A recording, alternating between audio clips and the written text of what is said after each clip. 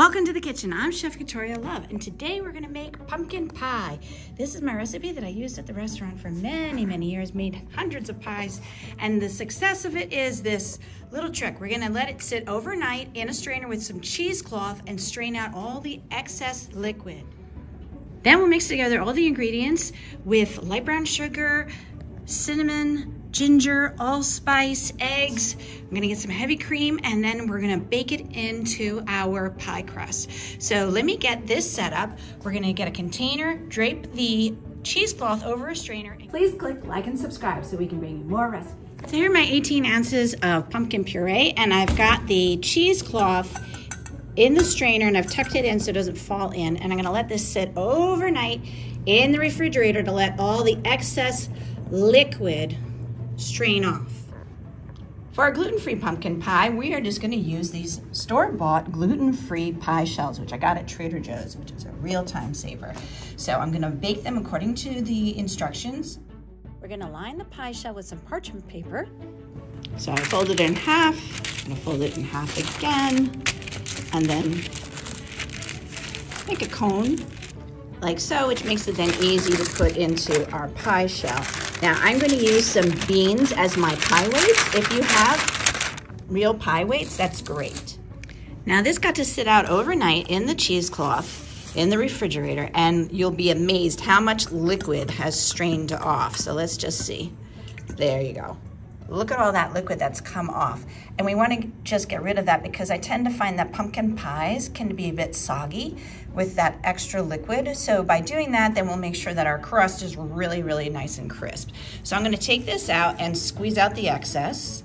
Here are all the ingredients for our filling. I've got our 2 eggs, and to that we're going to add a 1/4 teaspoon of ground allspice, a 1/2 teaspoon of ground ginger, 3/4 of a teaspoon of ground cinnamon, and a 1/2 teaspoon of our beautiful kosher sea salt. Regular table salt is fine. And we're gonna whisk that together.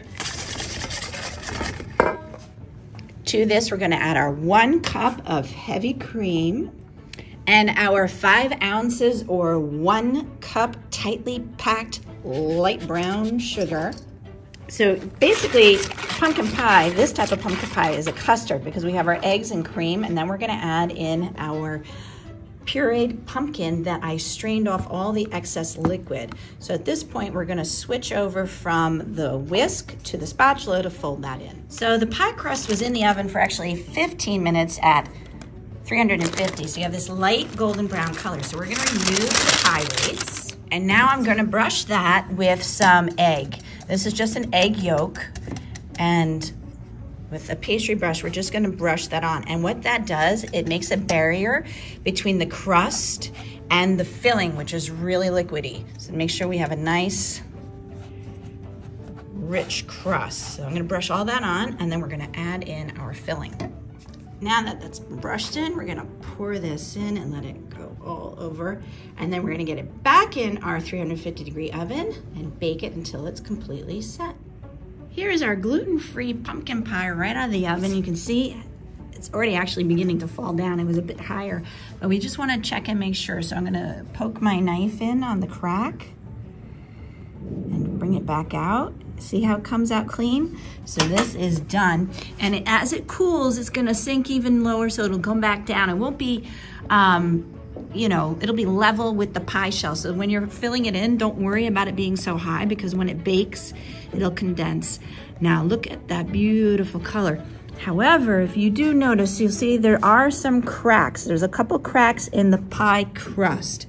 Now, a lot of the times, problems with gluten-free products is that they tend to crack easily. So when you're serving this, just be very careful when you're getting the crust out of the tin, because gluten is the protein that holds things together. So that's why in a regular pie crust, it'll hold together much stronger than this one, because this has no gluten in it. Here's our beautiful gluten-free pumpkin pie, and as you can see, the crust held up despite the cracks in it. So pretty good.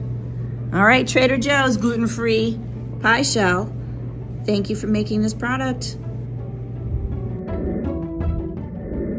recipe demonstrations, please click like and subscribe to Chef Victoria Loves YouTube channel and have fun in the kitchen. Thank you.